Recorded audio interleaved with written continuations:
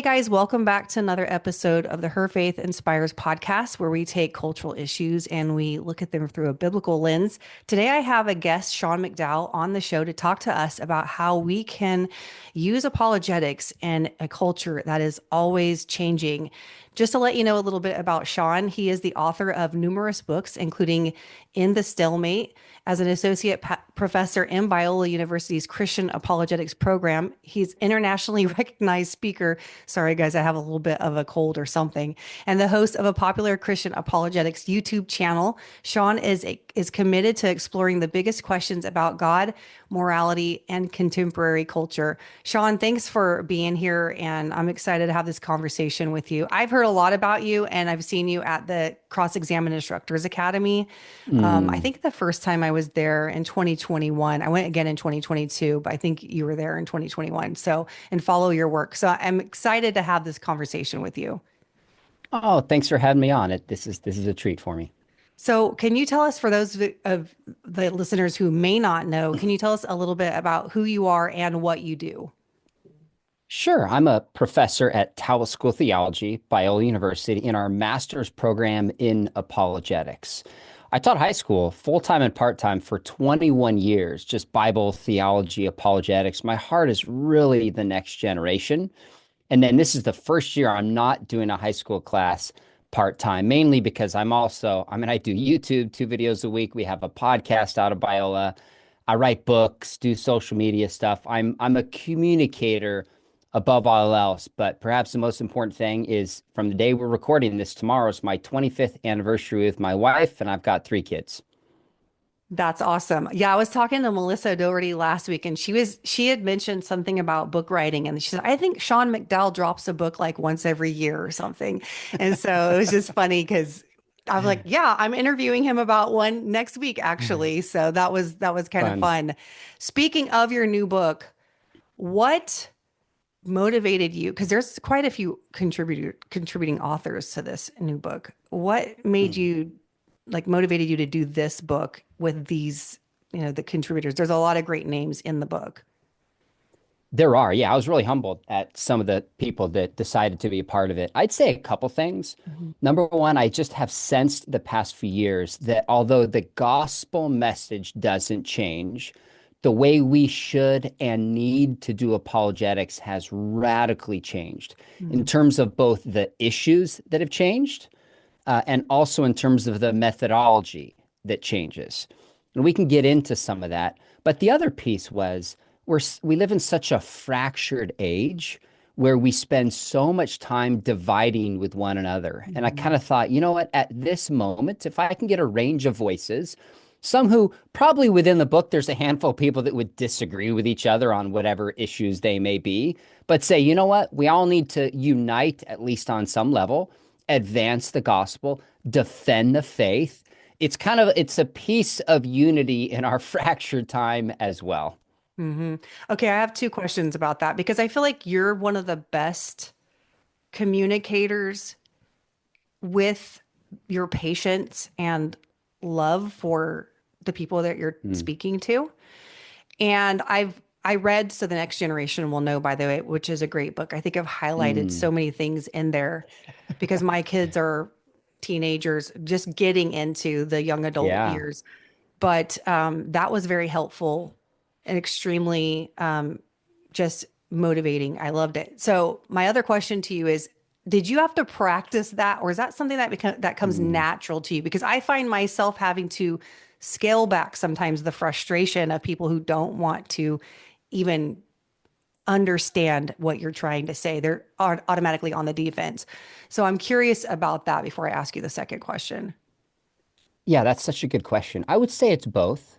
My Okay. parents have always said when they look at me and my 3 sisters, they're more like my mom, more like my dad, and both my parents are like, you are right down the middle. Mm. So I've got my dad's apologetics, love a challenge, evangelistic heart, and I've just got my mom's, I like to say, patience and desire to understand and peacemaker within me. Hmm. And so some of it is just the way I'm wired. I look back at when I'm a kid and I'm just kind of naturally curious of people who see the world differently and just want to know. Have not typically been more threatened by that, more just like help me understand. So I think some of that is my wiring. I mean, the way I communicate, I'm not telling everybody they need to do it the way that I do. Hmm. There's a time and place for grace, and there's a time and place for truth. There's a need for like a pastoral voice, and there's a need for a prophetic voice. Mm. We need all of that. So I think I'm just somewhat more naturally wired this way than someone who comes in and just stirs things up like a lightning rod. I'm usually like, let's lower the temperature Yeah. rather than raise it. But with that said, I've had to practice a lot at being a better listener, finding common ground, perspective taking. You mentioned that book and the stalemate. There's a whole section in there about perspective taking. And I was a communication major. Mm. And so I've really Mm. studied and thought about how do you communicate effectively with someone who sees the world differently. Mm. So it's both. It's a certain wiring, but like anything else, I think it's a skill that we develop. And honestly, I mean, there's so many times I've deleted tweets. There's so many times I've apologized to people. I'm like, I was not patient. That was really not kind what I said. So I don't have this all figured out. I'm messing up. The problem is when you have a platform like you and I do, you mess up, you got to own it Yeah, publicly. And sure. I've had my fair share of those. Yeah. Well, that's good to know. That's encouraging to know because, I think when we watch somebody like you or others, we could say, oh, that's because they're consistent and we see that consistently, they don't ever make a Mm, mistake. I think it's encouraging to know that any skill over time can be developed. So you can work on it and get better at it. So I think that that's another encouraging thing. My other question regarding that was I had just mentioned on Saturday, I was talking to some parents and children's ministry workers, and I said, the culture's always changing. God's truths never do. Like the doctrines of Christianity never amen. change. And so you had said that. And I found that Christians kind of have a hard time with that in one of two ways. Like there's Mm. nothing ever new. So the message isn't, we always try to put a spin on it somehow, sometimes to rope people in or get them interested. And I think that that can be dangerous at times. But what do you think makes it a challenge that fact that the culture is always changing, but Christianity never does? What's the challenge in that for us as Christians? Well, one challenge for us is just to be faithful and to not feel the need to reinvent the message. Yeah. There was a professor at Biola. I mean, I heard three chapels a week for 4 years and all the messages of my life. John Mark Reynolds, he started the Tory program there. He since left Biola years ago. And he gave a message and he just said basically, you don't have to reinvent the wheel.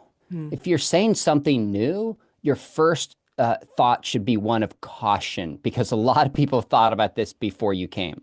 He Hmm. goes, your job is just to be faithful in your generation. I was like, wow, that's brilliant. Second, my dad said to me, he goes, and I mean, gosh, at the time we're recording this in probably 2 weeks, he's going to get like a lifetime achievement award as an author for like tens of millions of books that he sold. It's really amazing. That And he is. said to me, he's like, don't say anything new. Just say the same thing that's always been said in a new way that resonates with your generation. Mhm. And that's exactly what he did. That's what effective YouTubers do. That's what effective podcasters, effective authors do, is you don't have to say new things. Just say it faithfully in your generation in a new way. And that's where the challenge comes in. That's why we wrote the book, Mhm. because there's new issues like Melissa Doherty, new age and new thought is exploding in this generation. We spent a ton of time responding to the new atheists. Yeah. And I just saw a poll this morning from Ryan Burge. He's like, atheism is 6% roughly of the public, and it was 6% a decade ago. Mm. Well, new age thought is probably a third to two-thirds, depending on how you gauge it. We need to shift, pay attention to that. We need to talk about deconstruction. There's been a shift towards a lot more women being in apologetics. What does that look like? There's Mhm. been a shift online. Like it's not the message, it's Mhm. just how do we creatively communicate it in a way that lands in our cultural moment. That's good. And that kind of leads into my next question because I find, and I don't know if this is, for all people, but I find for myself that there's a lot of things going on in culture that are not being tackled in church per se, where you're like, I find that a lot of people don't know how to handle some of these things that, we go to church and we hear the different messages, and that's great that we want to make sure there's biblical literacy there. I think biblical literacy is the path to a biblical worldview. So you need that. But we also need to know how to handle some of these things in the culture. How important do you think it is for Christians to understand the culture in order to have engage in these conversations? Because I think sometimes, like I said, the Christians are kind of floundering with how to approach it, and I'm not sure why that's seems like an issue. Do you think that that's an issue as well? So I do. When we say the culture, the question is what culture? It's not this amorphous, unified, just, strand that ties, this world we live in all together. There's a very different culture where you live in the South versus where I live in Southern Mm-hmm. California. Bible Belt versus Orange County. I go an hour north to LA, completely different culture. An hour east, so the culture of my church is different than the culture of my school and where I teach. So in some ways, there's a top down and a bottom up element to this. In some ways, the most important thing is just get out and who's my neighbor? Do I talk to my neighbor? How does this individual see the world? So I remember Nabil Qureshi, Christianity Today years ago had this post, if I remember, about three or four people weighing in whether you should read the Quran or not. Mm. And some are like, yeah, understand what Muslims believe. And if I remember correctly, Nabil's like, no, just go talk to a Muslim and listen to him and ask that individual what they believe. My take was like, you know what? I actually think it's both. I think we should read the Quran to have a top down sense, but make sure we're talking with our individual neighbors, how they see the world, what they believe. And so, yeah, part of this book is that there are certain trends taking place in our culture we need to be aware of because they shape the way people process truth. I'll give you one big example that I've had a lot of conversations with my dad. I mean, he started in like the 60s. So it's been like 6 decades this fall. And one shift, he said, is there's so much talk about anxiety and depression and mental illness. There wasn't decades ago. Mm. And that shapes how people process truth. Broken relationships is going to shape how they understand truth, what they consider authoritative, how they understand God as the Father. I'm like, that's an interesting cultural shift we need to be aware of and think about effectively. Mhm. How is truth passed online? How does that affect the way we process truth? We need to be aware of those trends in our culture. But more important is my friend, I won't mention his name, who's a Muslim imam near where I live, and we're just going to coffee Thursday. I just want to know what he thinks. And I sent him a video of a Christian debating a Muslim, and I'm really curious what he thinks about it. We're going to talk about it. That's more important that we're just in these conversations, reaching out to people, talking to them, and caring for them rather than getting lost in the news and the culture Mhm. and not translating it to people's lives. Mm. Yeah, that's good. You make it sound easy. You know, Well, that's not my goal. But honestly, Shanda, I actually think it's easier than a lot of people think in the yeah, sense of asking questions, listening, saying, you know what? I have no idea how to answer that. What a thoughtful question. Can I look into that and get back to you? yeah. That's really not that hard if we're Mhm. willing to do it. Yeah, and I think the willingness has to come from a place of really caring about people and Amen. listening to understand. I think that's what makes it easy. What makes it difficult is when you don't care and you just want to be right or you just want to be heard.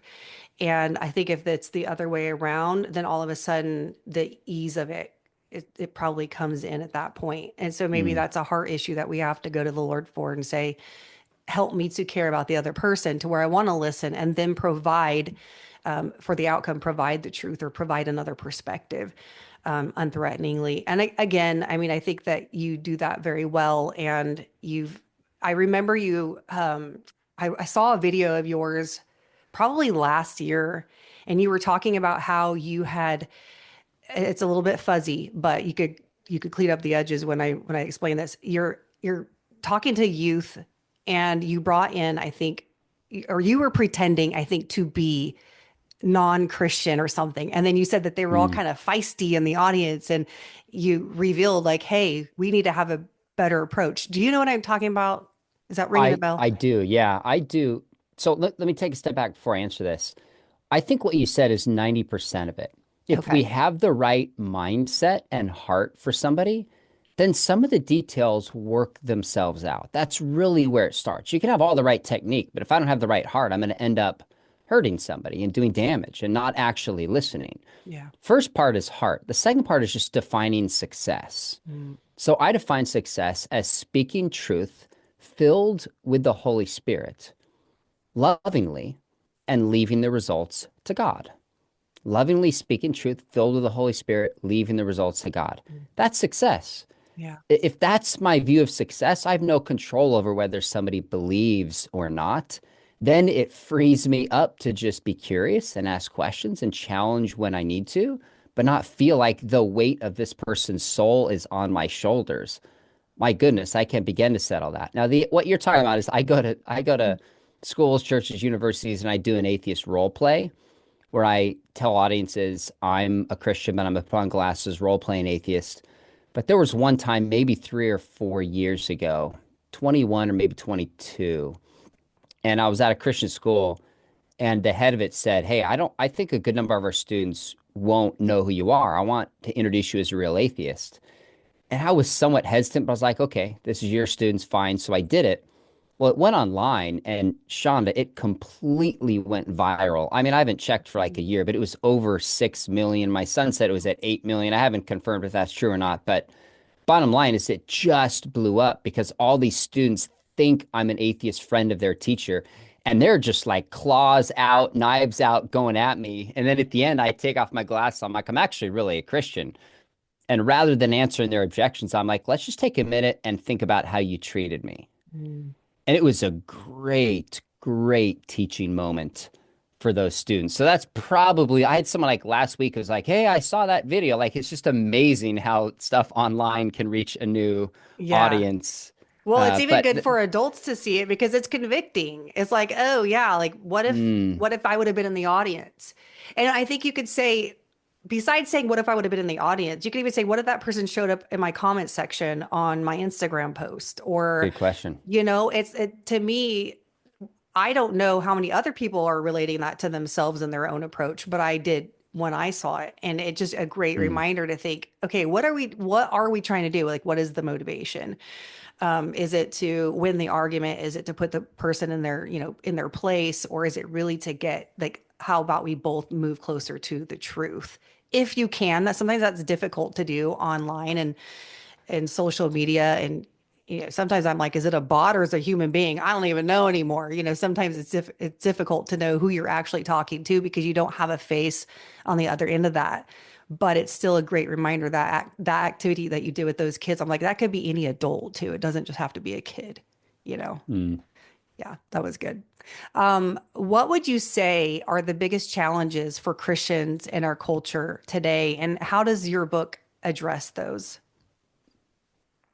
Yeah, that's a good question. I would say there's different kinds of challenges. There's what I call timeless challenges, and then there's timely challenges. Mm, Timeless challenges are, does God exist? Is there a purpose for my life? Is there a life after death? Is Jesus God? Why is there evil? These questions have always existed and they always will. And we need to talk about these timeless issues. Timely issues might be like artificial intelligence and what that means for being human. Sexuality is a timeless issue, but the gender debate the last 5 or 10 years has been a huge one. Now, like poly parenting is becoming an issue.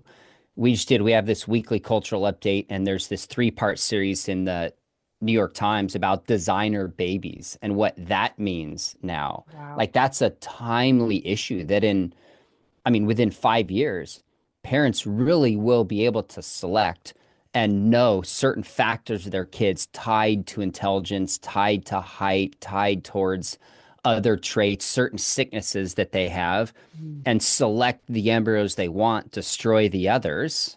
wow. That's going to be right now. It's like $3,000 to $5,000 to do it, mostly with IVF, but that's coming. That's an example of a timely issue that needs to be weighed into. Hmm. So I think it's a combination of both. Some of the questions students are asking are just like the exclusivity of Jesus in a culture that praises inclusivity still Mhm. strikes many as just too far.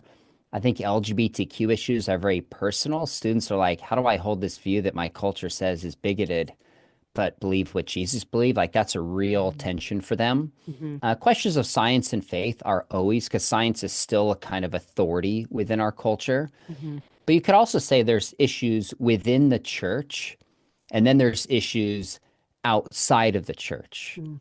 And frankly, it's much easier to focus on issues in our evil, bad external culture because you're not offending anybody internally. Mhm. But I heard a guy this week, Malcolm Foley, he was having a kind of a friendly debate with a professor, a colleague of mine, Thaddeus Williams at Biola, and he wrote a book on greed and how greed, he argues, drives a lot of racism.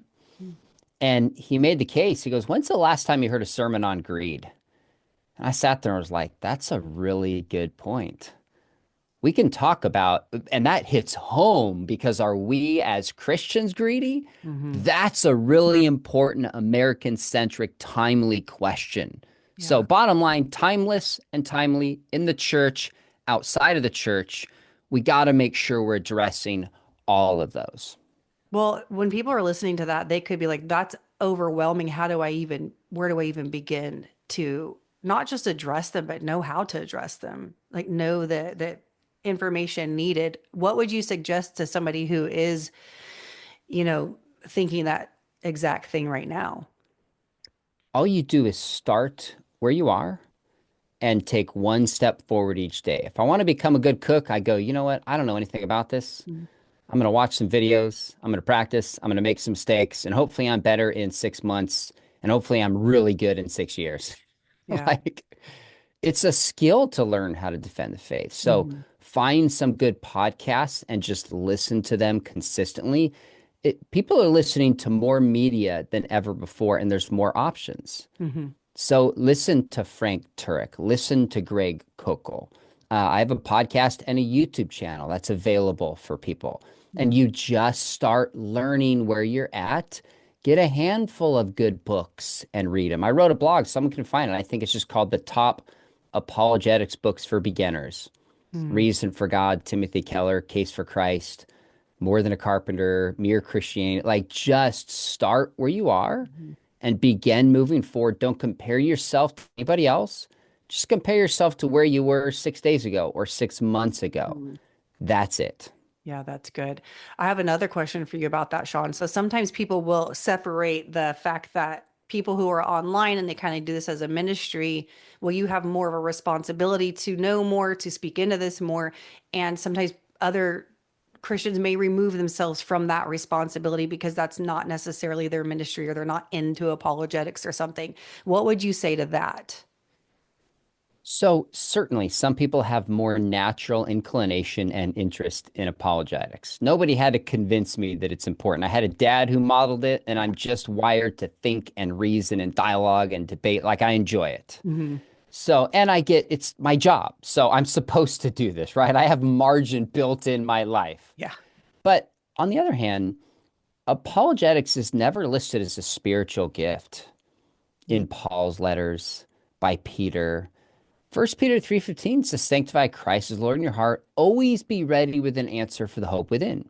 Hmm. Give it with gentleness and respect. That's for everybody. Part of the Christian life is learning what we believe and why we believe it. Hmm. So it's not something we get to pawn off, just it's my pastor's job or my professor's job or somebody online job. Thank God for them. They have time and inclination and training most people won't have, just like there's people with other specialties that I won't have. But that doesn't get us off the hook. And there's reasons why. We have friends and neighbors who will ask questions that people watching this have credibility into their lives where I don't know them.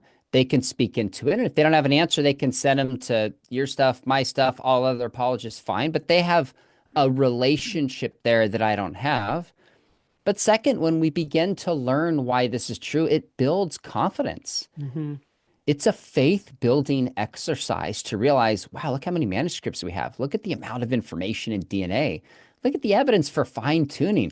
Look at the compelling testimonies of near-death experiences. I mean, Shonda, this stuff is faith building to me. That's the other reason it's important for believers. Are your kids following in your footsteps too? Are they into apologetics or want to do something with it or not sure yet? Well, at this stage in my life, if anybody asked my parents that, my dad would have said, my son, sophomore, he's figuring out what he wants to major in. And he had some interest in politics. And thank God I didn't go that direction personally for me, the way I'm wired. I was going to maybe work with a group like Athletes in Action or FCA. Like I was not following in his footsteps. And Mm, my dad never, ever put pressure on me.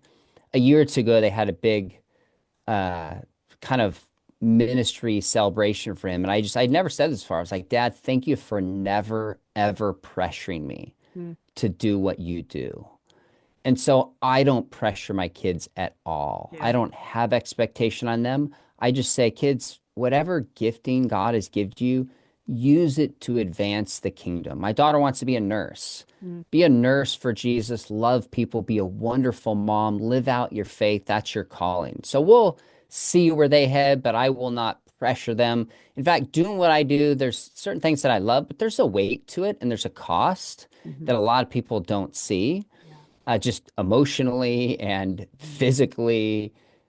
You've got to be in it for the right motivation, or you're going to Mhm. have some big moral fall, or you're going to burn out, or you're just going to hurt people along the way. Yeah. So if my kids do that, praise the Lord, but it's got Mhm. to be God's calling on their life, not their dad telling them that they should do so. I love that, Sean. That's good. That's really good. Let that be an example for all of us. I'm with you on that. The Lord knows, and he's faithful to guide our kids. But I that's really cool that your dad didn't pressure you either. That's Mm, great advice. So my last question is, and this one's a tough one for me sometimes, is like mm. really, like you said, our responsibility is to speak the truth by the Holy Spirit, and then God does the rest. And sometimes that can be difficult because you do want to change someone's mind to love the Lord, to choose God, right? But it's difficult to change somebody's worldview, especially as they get older. And you know, you highlight that challenge in the difficulty of changing somebody's worldview in your book. What advice would you give Christians as they go into these conversations with others with opposing worldviews, whether that be somebody's adult child or family member, friends, or just, a stranger that they happen to have a conversation with? First off, is pray. Just be in a prayerful spirit for when I do that, it calms me down and just reminds me that there's spiritual forces at work here. So sometimes apologists forget to pray, myself included, but obviously a prayerful spirit is perhaps the most important thing because it just gets our heart right. That's number one. Number two, just ask a lot of questions. In the Gospels and Acts, we have recorded 340 questions that Jesus asked. Yeah. Yeah. In Paul's letters, there's 262. Wow. There's 3,000 questions in the Bible. The Mm, God who made our brains asks a lot of questions. What does mhm, it profit a man to gain the world and yet lose his soul? mm, Who do you say that I am? Questions, questions, questions.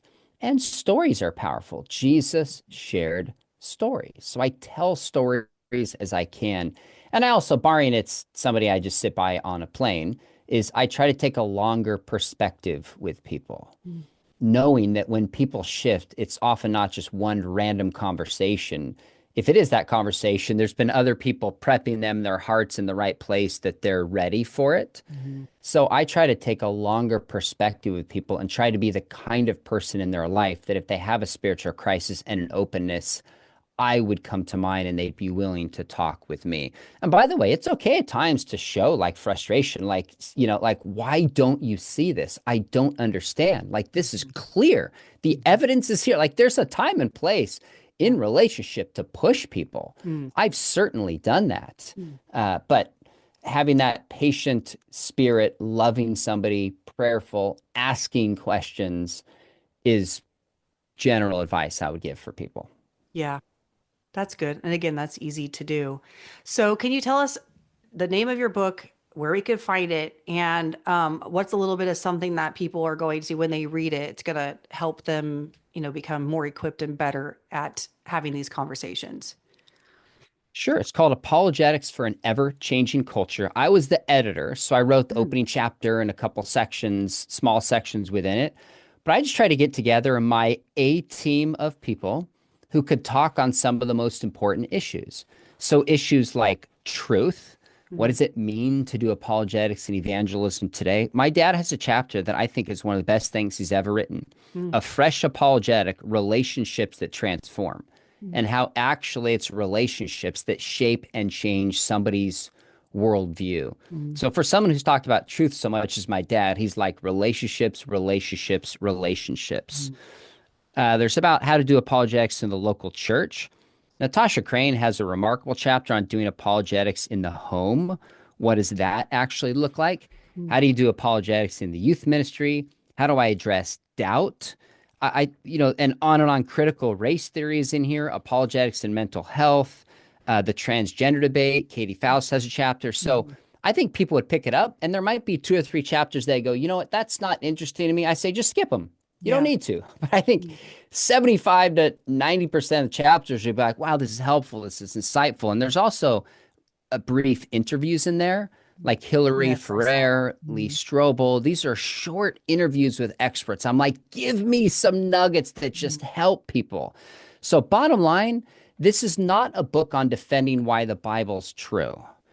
Right. This is a how to book. Mm. It's a manual for doing this better. And in Mm. apologetics, it's probably 100 to 1 books that defend the faith versus like tactics that give you the ability to engage people and how to do it. Mhm. That's what this book is. And you can even, if you pick it up and it's helpful and you're like, you know what, youth ministry, I'm going to photocopy this, which is, I don't care. Maybe the publisher would check and just share that chapter with your youth minister. Like, that's great. And just say, Mhm. hey, can I give you this chapter? Thought you might find it interesting. I'd love to take you for coffee and see what you think. Like, Mhm. just that's sometimes better than giving a full book because people feel like, oh, where do I start? But it's like, I just want to share one chapter with you, or just give the book and just say, hey, read this one chapter. Tell me what you think. That's what it's meant to be. Short, concise, how-to chapters for those who just say, Mhm. I want to be better at defending faith in the home, the church, the culture, online, and I got the best people to help us do that. That's good. Because then you could just, sometimes when you read a book, I feel like I do have to read it like chapter one all the way down. With this one, you can kind of like, what do I need right now? What do I need to get better at? What do I need to know? And then you go find that chapter and start from there. So that's great. I'm assuming it's like sold everywhere books are sold. Oh, yeah. It's on Amazon. I'm sure the publisher Harvest House, you can go to their site and get it. Uh, I'm sure they'll deliver it on a drone this afternoon if you're that excited about it. Probably so. They're pretty quick. Well, thank you so much, Sean. I appreciate it. We can find your videos on YouTube. You're on almost all social media platforms as well. Is that correct? Well, you'll find me on X, Instagram, TikTok. Those are the main Okay. ones. And then my website, SeanMcDowell.org, has speaking, has other resources. And I love YouTube. I really love long form, thoughtful conversations. Awesome. Well, I'll be sure to link everything in the show notes. Thank you again for being here. I appreciate you taking the time. I'm excited about your book and all the amazing people that you put in it to give us great advice. So thank you again. All right. For those of you that are listening, you can go to shandafulbright.com, check out the show notes. You'll see all of Sean's links. You got to get this book. I love having great guests for you to give you advice. Sean is one of the top apologists. You guys got to go check him out on the socials. And if you have any questions for him, I'm sure you can find him and just send him an email. If you have any questions for me, you can email me at hello@shandafulbright.com and I'll catch you on the next one.